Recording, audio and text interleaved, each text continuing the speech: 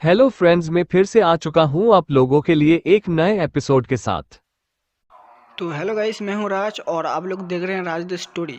तो आज का वीडियो शुरू करने से पहले मैं आप लोगों को बता दूं, अगर आप लोग चैनल पर नए आए हो तो प्लीज़ चैनल को लाइक सब्सक्राइब एंड कमेंट जरूर कर देना।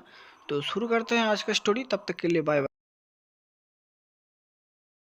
CH-211 द्वारिका से बुलावा और आर्या की मुसीबत। शंभाला के सभी मैटर्स निपटाकर शौर्य अब बाहरी दुनिया में आ चुका था। यहाँ आते ही वह सीधे अपने ऑफिस पहुंच चुका था। आज ऑफिस के सामने की घटना देखकर उसे कशिश पर गर्व महसूस होने लगा। ऑफिस के अंदर आते ही उसने नागशिखा का परिचय तीनों लड़कियों से करवाया। नागशिखा ने भी उन सभी का पूरे सम्मान के साथ अभिवादन किया। शौर्य ने उसके बाद अद्विका को नागशिखा को मॉडर्न जमाने की चीजें और तौर तरीके समझाने का जिम्मा दे दिया। अद्विका और नागशिखा के बाहर जाने के बाद शौर्य ने अपना मोबाइल बाहर निकाला जो इतने दिनों से बंद था। उसने सबसे पहले उसे चार्ज किया और फिर उसे चालू करके नोटिफिकेशन चेक करने लगा। उसका मोबाइल मैसेजेस और नोटिफिकेशन से भर गया था। उसने अपना व्हाट्सएप खोला और उसके अंदर आए हुए मैसेजेस चेक करने लगा। वहां मौजूद ज्यादातर मैसेजेस कंपनी के ग्रुप के थे। उसके अंदर एक मैसेज अननोन नंबर से आया हुआ था। शौर्य ने उस मैसेज को पढ़ा और उसके माथे पर शिकन आ गई। ये नंबर उसकी मां रागिनी का था। मैसेज में उसने शौर्य को घर वापस आने के लिए कहा था और ये एक इमरजेंसी थी। उसके अलावा उसमें कुछ भी मेंशन किया गया नहीं था। शौर्य ने फिर उस मैसेज जीवन का समय देखा। ये मैसेज उसे 10 दिन पहले आया हुआ था। शौर्य ने तुरंत अपने बड़े दादाजी को फोन लगाया और उनसे द्वारिका के परिवार का हाल पूछा। बड़े दादाजी पहले तो चौंक गए, फिर उन्होंने सब कुछ ठीक होने की बात बता दी। अब शौर्य को यह समझ नहीं आ रहा था को फिर उसकी मां ने ऐसा मैसेज क्यों भेजा था। शौर्य इसी उधेड़ बुन में वहां से बाहर निकल आया और अपने घर की ओर निकल गया। घर आकर उसने जामवाल दादाजी और भाभी से मुलाकात की और उनका हालचाल पूछकर उसने विराज और ऋषिका को कॉल कर दी। वे दोनों भी इस वक्त अपने अपने काम में व्यस्त थे। शौर्य ने फिर उन्हें ज्यादा तंग नहीं किया और फोन रख दिया। उसके बाद उसने अपने बहनों को कॉल किया। जिया और प्रिया भी इस वक्त अपने कॉलेज में थी और वो दोनों भी एकदम आराम से अपनी लाइफ बीता रही थी। और उनकी साधना बढ़ जाने की वजह से वो दोनों खुद की रक्षा करने के काबिल थी। फिर उसने अपनी छोटी बहन को कॉल किया। जिया ने फोन उठाया तो उसकी आवाज थोड़ी सहमी हुई थी क्योंकि शौर्य का फोन आते ही उसे पिछली बार की घटना की याद आती थी। उसके बाद आज तक जिया ने हर उस लड़के के हाथ पैर तोड़ दिए थे जो उसके पास आने की कोशिश करता था। अब जिया को कॉलेज की बैंडिट क्वीन के नाम से जाना जाने लगा था। शौर्य भी उसके आवाज की हिचक समझता था। फिर उसने माँ के बारे में पूछा, जिस पर जिया थोड़ा हिचकिचाते हुए बोली, पिछले 10 दिनों से मम्मा हर दिन कहीं बाहर जाती है और किसी से कुछ भी बात नहीं करती। पापा भी इस बात से परेशान है। वो हर वक्त काम से घर लेट आती है और सुबह पापा से पहले निकल जाती है। शौर्य ने जब ये सुना तो उसे दाल में कुछ काला लगा। फिर उसने बाकी इधर उधर की बातें की और फोन रख दिया। अब शौर्य भी थोड़ा परेशान हो चुका था। उसे भी कुछ समझ नहीं आ रहा था। ऊपर से उसके और माँ के रिश्ते बिल्कुल भी अच्छे नहीं थे तो फिर वह उनसे सीधे बात नहीं कर सकता था। तभी शौर्य के मोबाइल पर एक और मैसेज आया। ये मैसेज मोहित राणा का था, आर्या के दादाजी का। शौर्य ने तुरंत मैसेज चेक किया तो उसमें आर्या के लापता होने की बात कही गई थी। आर्या पिछले 10 दिनों घर नहीं लौटी थी। अब शौर्य को ज्यादा देर नहीं लगी कि रागिनी और आर्या का कुछ तो संबंध है। शौर्य तुरंत विला से बाहर आया और सीधा अद्विका के पास पहुंचा। इस वक्त अद्विका नागशिखा को मुंबई शहर घुमा रही थी। शौर्य उनसे एक कॉफी शॉप में आकर मिला और फिर उसने अद्विका को सारी हकीकत बता दी। अद्विका को शौर्य को आर्या और उसके माँ के लिए यूं चिंता करते देख अद्विका को बहुत अजीब लगा। उसे थोड़ा अच्छा भी लग रहा था और थोड़ा बुरा भी लग रहा था। अच्छा इस बात का था कि शौर्य अपनी माँ के लिए चिंतित था और बुरा इस बात का कि वो आर्या की भी फिक्र कर रहा था।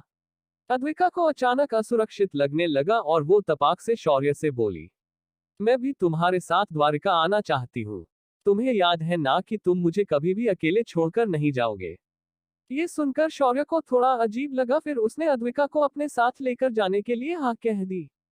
फिर उसकी नजर नागशिखा पर गई और वह बोला, नागशिखा अब मैं तुम्हें एक ऐसी जगह लेकर जाऊंगा जहां तुम्हें अपनी साधना बढ़ाने का हर वो अवसर मिलेगा, पर बस एक बात याद रखनी है कि तुम गरुड़ से बिल्कुल भी झगड़ा नहीं करोगी। नागशिखा ने ये सुना तो उसने तुरंत हाँ में गर्दन हिलाई। शौर्य ने भी फिर उसे आगे कुछ ना कहते हुए डायमेंशन के अंदर भेज दिया और माया को उसकी जानकारी दे दी।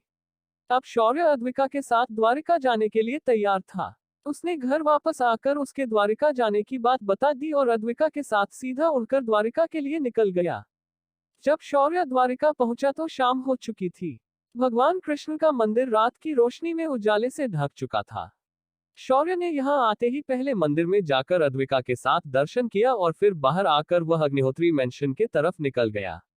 मेंशन के गेट पर आते ही पहरेदार ने शौर्य को देखा और खुश होकर शौर्य का स्वागत किया।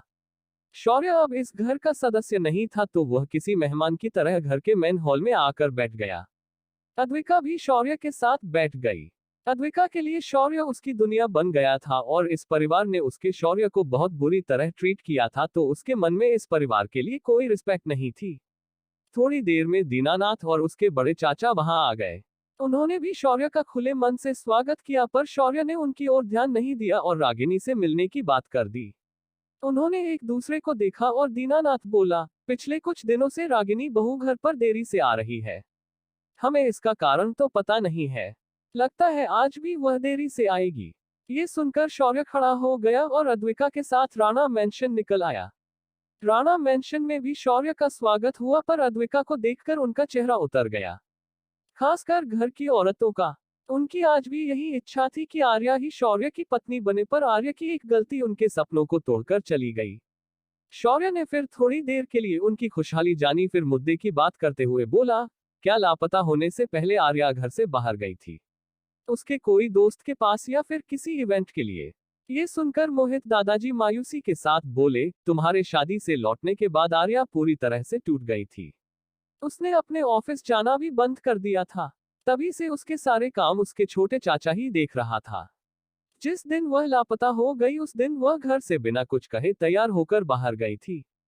पुलिस के मुताबिक उसे आखिरी बार द्वारिका के किनारे देखा गया था पर उसके बाद उसे किसी ने नहीं देखा।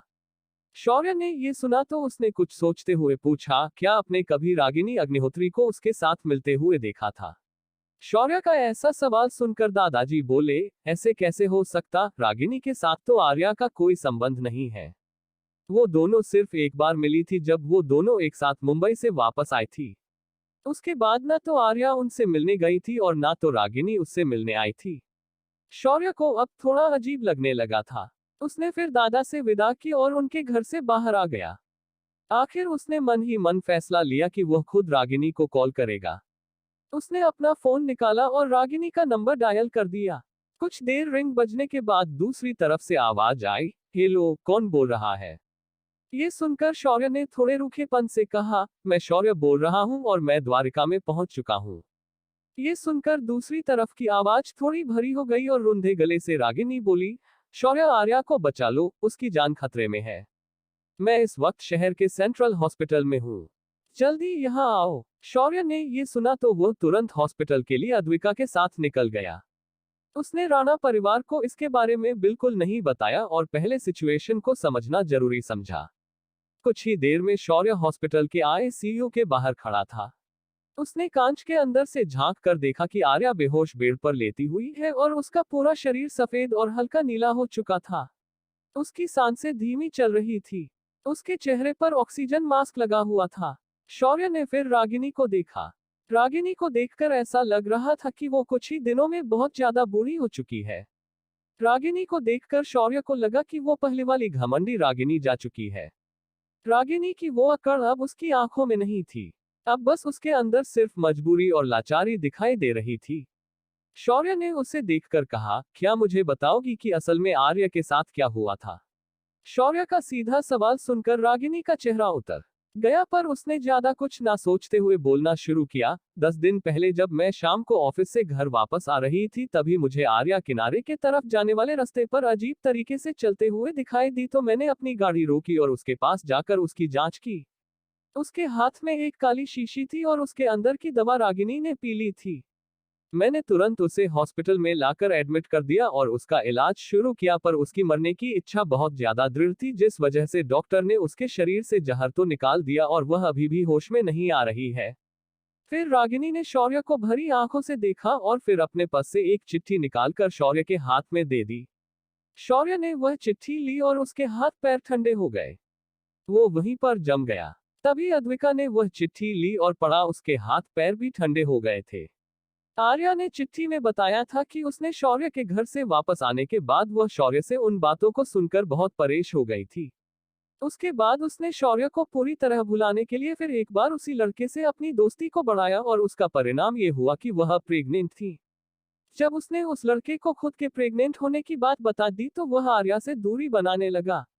और शौर्य के शादी के दिन जब आर्या मुंबई आई थी, वह लड़का देश छोड़कर भाग गया। उस लड़के के परिवार वालों ने भी आर्या को ही दोषी करार देकर बेइज्जत करके उसके घर से बाहर निकाल दिया था। इस अपमान को वह बर्दाश्त नहीं कर पाए और उसने खुद को अपने कमरे में बंद कर लिया और उस दिन उसका डिप्रेशन ज्यादा बढ़ गया और उसने ये कदम उठा लिया। शौर्य को यकीन नहीं हो रहा था कि आर्या के साथ ऐसा कुछ हो सकता था। शौर्य ने अद्विका की ओर देखा तो वह भी थोड़ा शॉक हो चुकी थी। तभी डॉक्टर्स की एक टीम रागिनी के पास आए और एक डॉक्टर उसे बोला, रागिनी मैडम, जहर का असर तो खत्म हो गया था, पर पेट में पल रहे बच्चे के शरीर में ये जहर जाने की वजह से वह गर्भ अब जहर की वजह से मर चुका है। हमें जल्द से जल्द उस गर्भ को आर्य की पेट से अलग करना पड़ेगा, वरना वह रिकवर नहीं हो पाएगी। रागिनी और डॉक्टर्स की बात शौर्य भी वहां खड़े रहकर सुन रहा था। शौर्य ने तुरंत आगे आकर डॉक्टर से कहा, आप लोग ऑपरेशन की तैयारी शुरू कर दीजिए और अब एटलीस्ट आर्या को तो बचाने की कोशिश कीजिए। शौर्य की बात सुनकर डॉक्टर्स ने शौर्य को देखा और उन्हें उसे पहचानने में देर नहीं लगी और वो लोग तुरंत अपने काम पर लग गए। इधर सिस्टम से कहकर शौर्य ने उस लड़के का पता लगाया। वह लड़का इस वक्त फ्रांस के पेरिस शहर में एक मल्टीनेशनल कंपनी में काम कर रहा था। शौर्य ने अपनी उन बहनों को कॉल किया जो इस वक्त पेरिस में तैनात थी। उन्हें उसने तुरंत उस लड़के को उठाकर लेकर आने का आदेश दे दिया। उन लड़कियों ने भी तुरंत अपना काम शुरू किया और उस लड़के को पकड़ने के लिए निकल गई। शौर्य ने उसके बाद वहीं पर रुकने का फैसला किया और रागिनी को घर भेज दिया। शौर्य ने प्रताप राणा को फोन करके हॉस्पिटल में बुला लिया। औरत राणा ने जब अपनी बेटी की ये दशा देखी तो उसका खून खौल गया। शौर्य ने फिर वह चिट्ठी उसके हाथ में दी और बोला, उस लड़के के परिवार को उठाकर राणा मैंशन में ले आओ, उसके बाद जो करना है वो खुद करेगा। प्रताप ने अपने आदमियों को तुरंत लगा दिया और उस लड़के के परिवार को उठवा लिया और उन्हें राणा मैंशन में लाया गया। इधर ऑपरेशन भी खत्म हो चुका था और आर्या अब खतरे से बाहर थी। पर शौर्य को इस बात का बेहद दुख था कि वह उस गर्भ को नहीं बचा पाया। शौर्य ने वार्ड में जाकर आर्या का हाथ पकड़ा और उसके शरीर की जांच की। जिसके पास धन्वंतरी का ज्ञान हो, भला उसके लिए ये कौन सी बड़ी बात थे।